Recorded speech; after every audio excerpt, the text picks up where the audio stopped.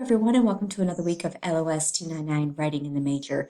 This week, we're going to be exploring Module 10, Peer Editing. This is where you get to help out your peers and they get to help out you by providing you some feedback from a different perspective on your papers that you guys have been working on all semester. So before you get started with your peer editing this week, I want you to check out the Module 10 online resource, which is this peer editing website from Cabrini University.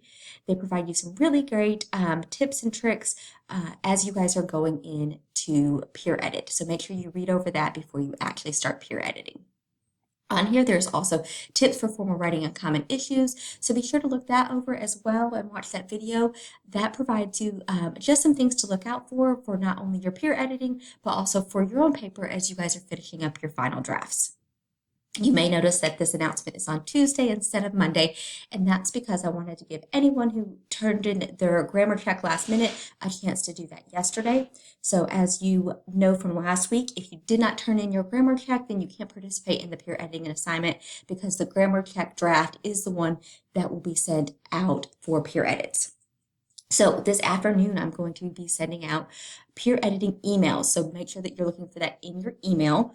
You will have the name of the person that you're peer editing along with their draft. There are also very specific instructions on how to send that back to your fellow student along with me, and then how to upload that in order to get full credit for your peer editing.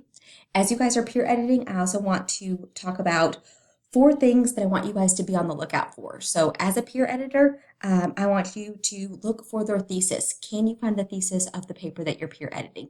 If you can, mark it. If you're not sure if it's a thesis, mark it and say thesis question mark. Next, I want you to look to make sure the sentences make sense.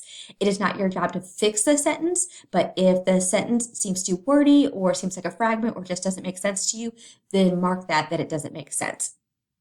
The next thing I want you to look for is structure and the logical order of the paper. So does the paper seem to be structured in a way that makes sense and that builds upon that thesis and supports it?